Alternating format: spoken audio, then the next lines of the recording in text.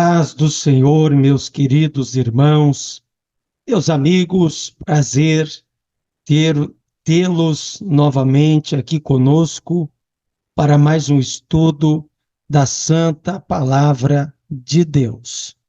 Hoje nós vamos dar continuidade à nossa revista das escolas bíblicas das Assembleias de Deus no Brasil. E vamos comentar a lição de número 2. A lição, como qualquer outra, sempre importante, porque se trata da palavra de Deus. E nesta lição, então aqui, número 2, temos o título A Escolha entre a Porta Estreita e a Porta Larga. Este tema, eu creio que será valioso para a nossa edificação espiritual. O texto áureo está em Lucas, capítulo de número 13 e versículo de número 24. Está escrito: porfiai por entrar pela porta estreita, porque eu vos digo que muitos procurarão entrar e não poderão. A verdade prática: a porta estreita não é uma opção, mas a única alternativa disponível para o crente entrar no céu. Muito bem, vamos para a leitura bíblica em classe, que está no Evangelho de Mateus, capítulo 7, versículo 13 e 14, e capítulo 3, versículo 1 a 10. Você pode ler aí no conforto de sua casa e acompanhar com o exemplar da sua Bíblia. Nosso objetivo aqui já é logo entrar para este comentário, então vamos ver o que nele está dito. Nesta lição estudaremos o símbolo da porta estreita e da larga, do caminho apertado e do caminho espaçoso. Nosso propósito é pontuar algumas razões que nos mostram por que devemos escolher a porta estreita e, do ponto de vista bíblico, como entrar pelo caminho apertado. Nesse sentido, veremos que o início da nossa jornada deve levar em conta o caminho que nos conduz ao céu. Bom, na vida se faz escolhas. Só que para entrar no céu, devemos escolher a porta estreita. Porque do ponto de vista da Bíblia, a porta larga, ela representa o mundo, os seus pecados, suas concupiscências, o mundo que vale tudo, que não tem regras, que não teme a Deus. Todavia, a porta estreita, ela representa a palavra, representa dizer não para algumas coisas nesta vida. Por isso é estreita, porque eu preciso e você abrir mão de certas coisas para poder entrar no céu. Escolha a porta estreita e não a porta larga. Vamos adiante. Portas e caminhos, a porta estreita. A ideia de uma porta estreita como caminho para a vida está presente tanto na literatura judaica quanto na cristã. Por exemplo, essa concepção é encontrada no Antigo Testamento. Sabemos que a porta é uma entrada existente em um edifício ou um muro de uma cidade. Algo muito comum nos tempos antigos, em que a cidade era toda murada e ao redor de todo o edifício havia uma porta estreita. Era por meio dessa porta que todos entravam e saíam da cidade. Bom, aqui está explicando o que da metáfora utilizada pelo Senhor Jesus acerca de utilizar uma porta aqui em seu ensinamento. O caminho apertado. Quando falamos de caminho apertado, apontamos para a conduta, a maneira de viver que evidencia a salvação ou perdição. Nesse sentido, a linguagem figurada do, abre aspas, caminho apertado, conforme Mateus 7, aponta para os que desejam a vida eterna. Não por acaso, a palavra apertado vem do grego tlibo, que significa prensar como uvas, espremer, pressionar com firmeza, caminho comprimido, contraído, metaforicamente, aborrecer, afligir, angustiar. Assim, o caminho apertado é o caminho que nos leva a praticar os ensinamentos de Jesus, de modo bem concreto. Amar os inimigos, não praticar a hipocrisia, acumular tesouros no céu, dentre outros principais princípios celestiais ensinados no Sermão do Monte. Então, aqui, como falávamos anteriormente, a porta estreita representa obedecer os ditames da Bíblia Sagrada. É tentar se enquadrar nos ensinamentos do Senhor Jesus. Abster-se do pecado, andar em santidade, amar o próximo, são situações que o cristão deve buscar em sua vida para encontrar o caminho da salvação. Não é só aceitar Jesus, a pessoa, o seu sacrifício, é aceitar seus ensinamentos, ensinar os padrões que ele estabeleceu em sua palavra, para que vivamos nesta terra e tenhamos acesso às moradas celestes. A porta larga e caminho espaçoso. A porta larga e o caminho espaçoso simbolizam uma vida sem compromisso com Cristo, segundo o padrão do mundo. Essa porta recebe muitas pessoas que expressam crenças e valores segundo a sua vã maneira de viver. Um caminho que tem seduzido muitos por meio da busca irrefreada e do prazer e das ideias que negam a Bíblia como nossa única regra de fé e conduta.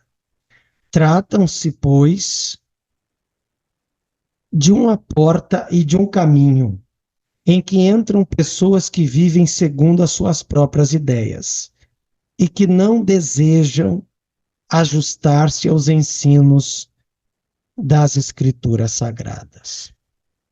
Bom, falávamos antes que a porta larga, ela representa o mundo, representa o vale tudo. É a prática da vida promíscua, da vida sem Deus, é aqueles que se embriagam, aqueles que amam os entorpecentes, as drogas, a bebida alcoólica, a festa mundana, que praticam adultério, a fornicação, as práticas sexuais ilícitas. É abraçar tudo isso e dizer que está tudo certo. Isso é porta larga. Porém, os que tais coisas praticam estão entrando por esta porta larga. E o fim dela segundo nos ensinou Jesus, é perdição, é viver eternamente longe de Deus. E isso seria uma catástrofe. Tanto eu e você devemos porfiar para entrar na porta estreita. Ponto de número 2, por que entrar pela porta estreita é difícil? Uma porta aberta, porém difícil. A porta para entrada na pátria celestial está aberta. Porém, há muitos impedimentos para que a alma humana a atravesse. O egoísmo, o ego inflado, a idolatria, dentre outros. Contudo, nosso Senhor ensinou que para tomar o caminho do céu é preciso negar a si mesmo, deixar morrer o que somos para viver a vida com Ele, a fim de que resulte uma glória progressiva e indizível. 2. As oportunidades da porta larga são atraentes. Para muitos, o caminho da porta estreita não é atraente, pois a porta larga oferece uma jornada de prazeres, deleites e libertinagem. Entretanto, os que andam nesse caminho são dominados pelas ilusões da vida, enredando-se numa sedutora fantasia.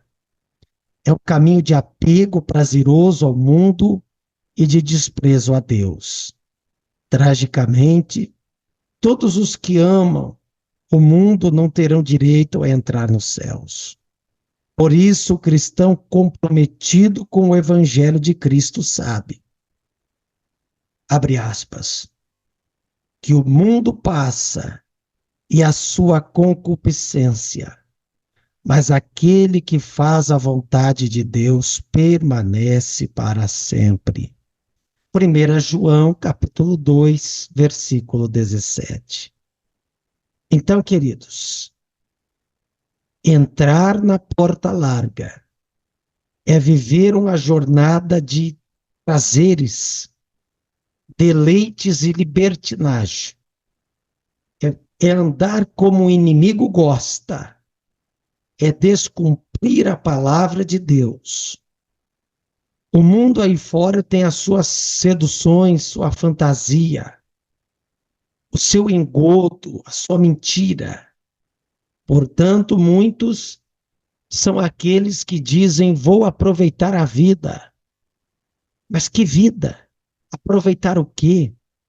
Deleitar-se no paganismo, no mundanismo, é desgraçar a vida, é arruinar tua saúde, é desmantelar tua família e é perder a vida eterna e a salvação. Meu amigo, não faça isso. Meu irmão, pague o preço, renuncie a si mesmo. Diga não para esse mundo paganizado pelas ofertas que o inimigo trará na sua vida e procure andar em santidade, abstendo-se do que é pecaminoso. E assim, eu e você vamos encontrar a salvação. Volto a dizer, aceitar Jesus é aceitar seu projeto de santidade, de renúncia e tomar a sua cruz e segui-lo. As razões das exigências.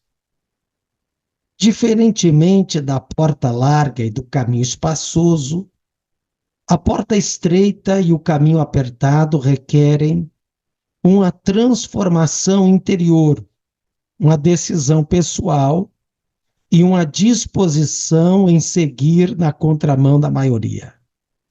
Só começa a trilhar pelo caminho da porta estreita quem se reconhece em Cristo como um pecador e com disposição de viver uma vida dirigida por Ele como um novo começo. A partir dessa jornada, o Evangelho nos faz caminhar em santidade. seguir os passos de Cristo e andar como ele andou. Então, estaremos prontos para criar raízes, enfrentar os obstáculos de nossa jornada cristã. Então, são essas as razões. Reconhecer que somos pecadores. 2 Coríntios 5:17 diz a palavra: aquele que está em Cristo, nova criatura é.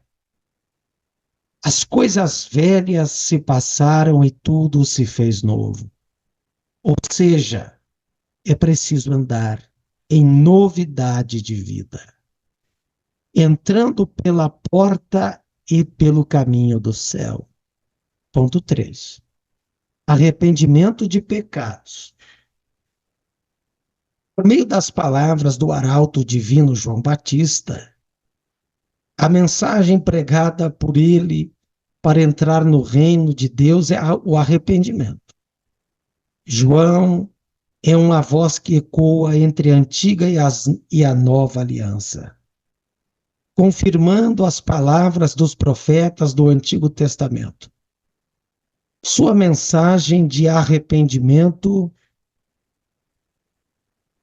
era a mesma pregada por Isaías e Jeremias.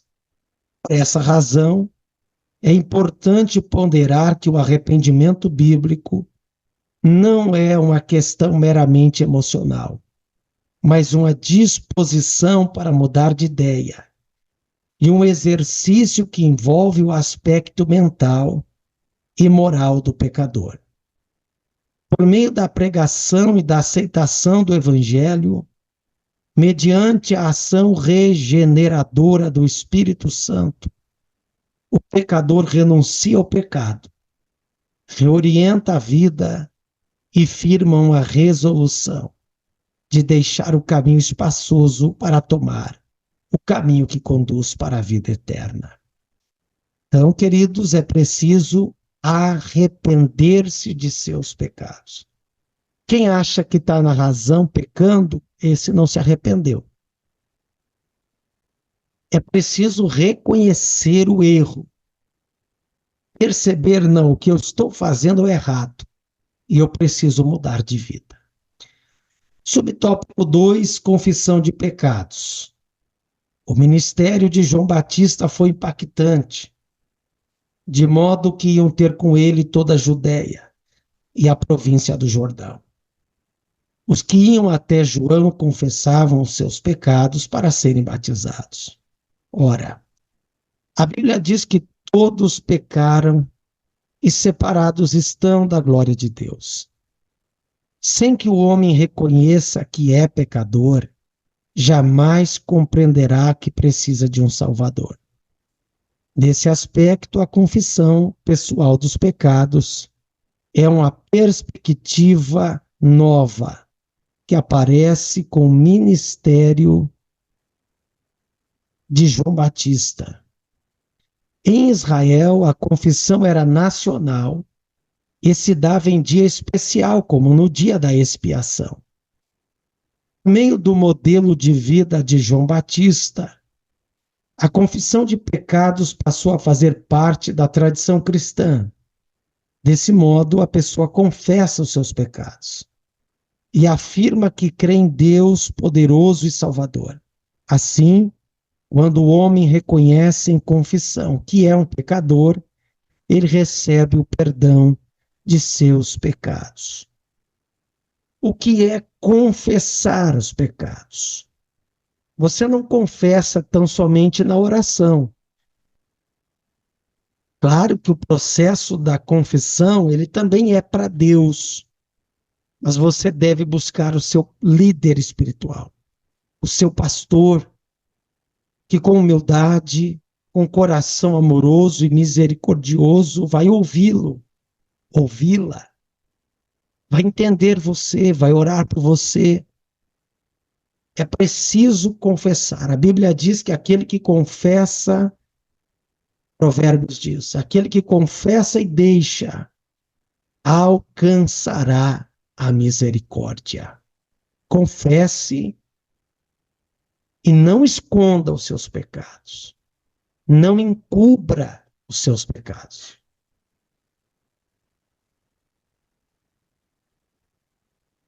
Há pessoas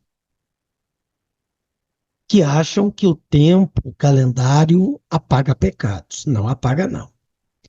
Quem apaga pecados é o sangue do Senhor Jesus. Portanto, confesse seus erros. Errar é humano. A Bíblia diz que o justo cai até 7 vezes, mas de todas o Senhor o levanta. Então, a palavra de Deus diz: filhinhos, não pequeis, se porventura pecardes. Temos um advogado junto ao Pai, Cristo Jesus o justo, e o seu sangue nos purifica de todo pecado. Confessa e deixa, e o Senhor vai conceder misericórdia, produzindo frutos de arrependimento. Para João Batista, o batismo e a confissão somente não seriam as provas verdadeiras da mudança de vida. Era preciso apresentar frutos na vida como a marca de um arrependimento sincero. Em Lucas, podemos contemplar frutos concretos que João Batista esperava de quem se arrependesse: honestidade, misericórdia, respeito às autoridades, dentre outros.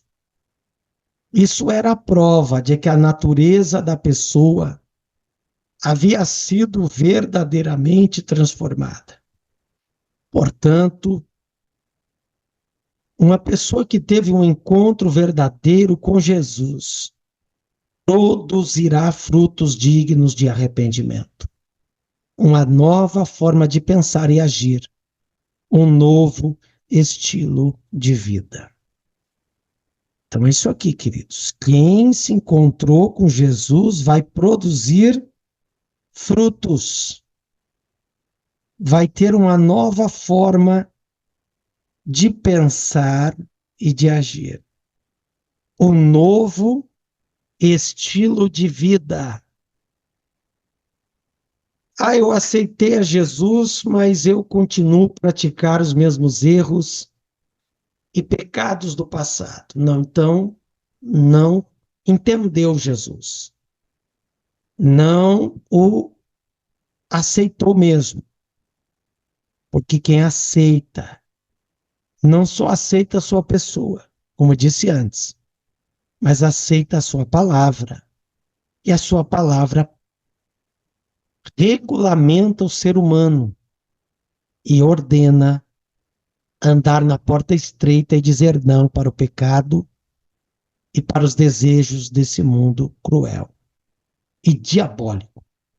Conclusão: no momento em que inicia a sua jornada com Cristo, o cristão deve ter a consciência de que escolheu o caminho estreito e a porta apertada para trilhar o caminho do céu. Isso significa que precisamos renunciar ao eu, nossos pensamentos e desejos, para que Cristo apareça.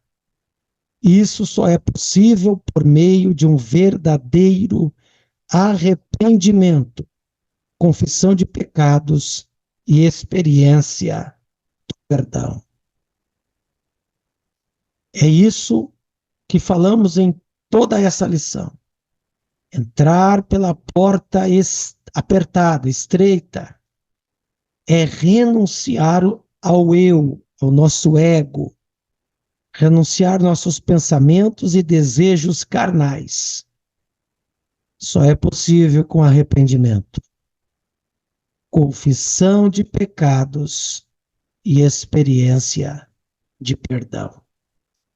Que Deus abençoe a sua vida e eu e você possamos seguir firmes no propósito de continuar entrando sempre pela porta apertada, estreita, e não olharmos para trás. Que Deus abençoe a sua vida e eu convido você a ficar atento para a próxima lição, que será de número 3, e o título será O Céu, o Destino do Cristão. Tá bom, queridos? Obrigado por ficarem até aqui conosco.